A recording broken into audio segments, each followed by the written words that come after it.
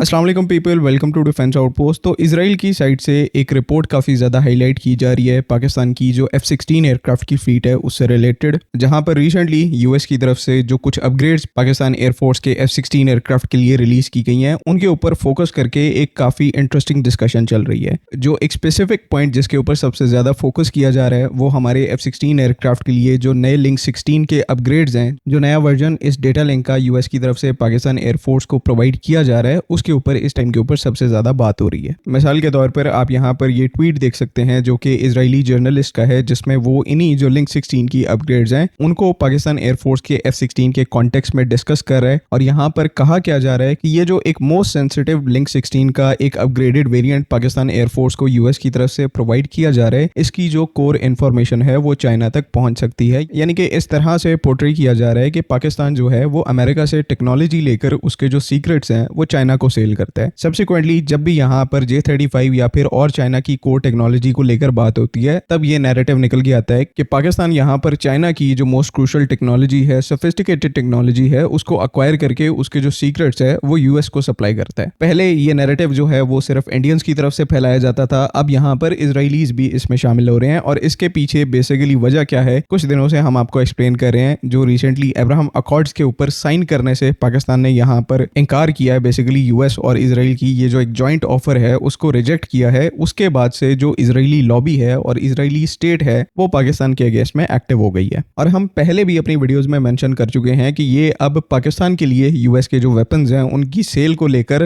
Road blocks खड़े करने की कोशिश करेंगे। यूएस को यहाँ पर बार बार इस चीज को कन्वे किया जाएगा कि पाकिस्तान के ऊपर आप ट्रस्ट नहीं कर सकते, तो उनको अपना जो सोफिस्टिकेटेड मिलिट्री इक्विपमेंट है उनको सेल ना करें। ये जो स्पेसिफिक लिंक 16 का अपग्रेड है ना, जिसके ऊपर सबसे ज्यादा बात हो रही है, ये पाकिस्तान एयरफोर्स के F-16 के लिए ये जो MLU पैकेज के बाद मोस्ट सोफिस्टिकेटेड अपग्रेड होने वाला है। बिकॉज इसमें एसेंशियली वो डेटा लिंक जो है वो अपग्रेड की जाएगी, जिसके ऊपर हमारे जो सारे F-16 एयरक्राफ्ट हैं वो ऑपरेट करते हैं, जिसका नाम लिंक 16 है, जो कि यूएस की और नेटो की एक स्टैंडर्ड डेटा लिंक है, जो कि ये आपस में अपने जो प्लेटफॉर्म्स हैं उनको कनेक्ट करने के लिए यूज करते हैं। चाहे वो फाइट एयरक्राफ्ट हो, एयर डिफेंस सिस्टम्स हो, नेवल वेसल्स हो, सारे ज्यादातर जो हैं वो इस डेटा लिंक का यूज करते हैं। और क्योंकि यहाँ पर ये इतना एक क्रूशल कंपोनेंट है तो इसको डिजाइन भी उस हिसाब से किया गया है। कैपेबिलिटी वाइज यहाँ पर ये एक काफी ज्यादा केपेबल डेटा लिंक है, काफी ज्यादा हाई ट्रांसफर रेट आपको देखने को मिल जाता है, लेटेंसी बहुत कम है, वेपन्स ग्रेड की डेटा लिंक है, जैमिंग रेजिस्टेंस जो है वो यहाँ पर एक्सेप्शनल है और नए वेरिएंट्स में इसको और ज्यादा अपग्रेड किया गया है। तो ये बिल्कुल इसी तरह से है जिस तरह से आप अपने मोबाइल के अंदर जो नेटवर्क है उसको 2G से 3G,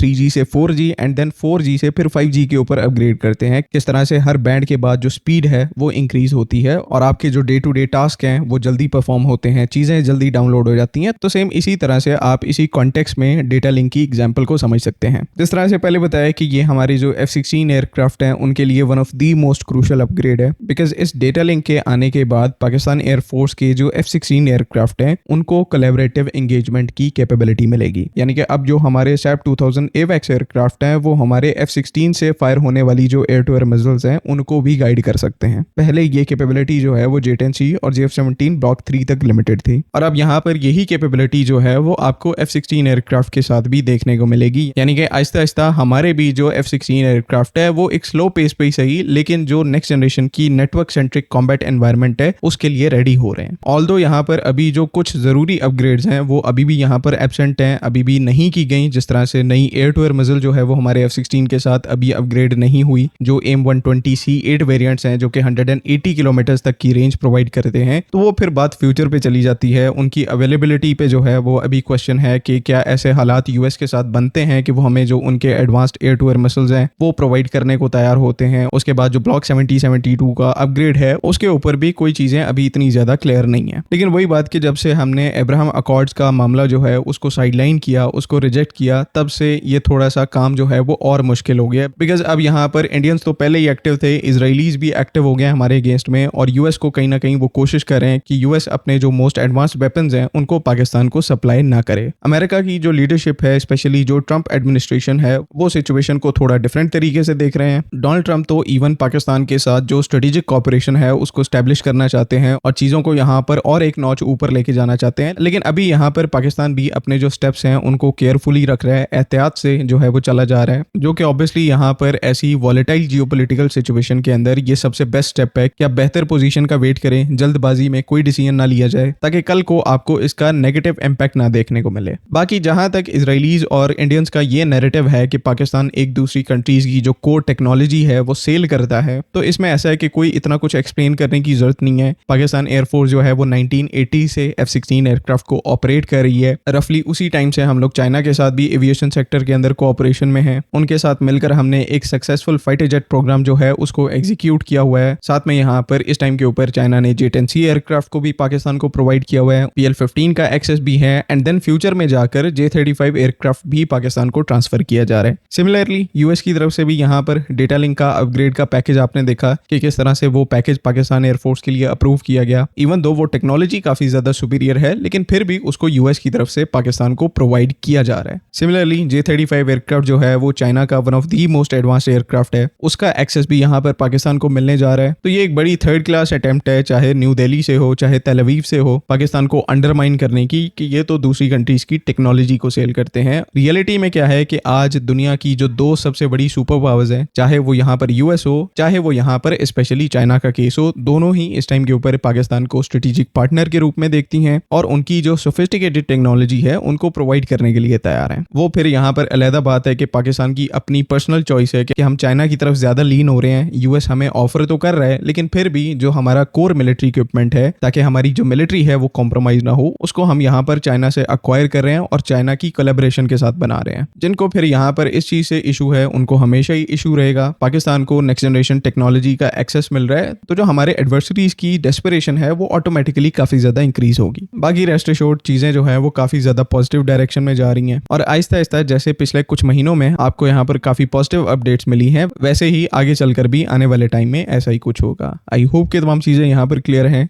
अगली वीडियो तक के लिए अल्लाह हाफिज़। पाकिस्तान जिंदाबाद।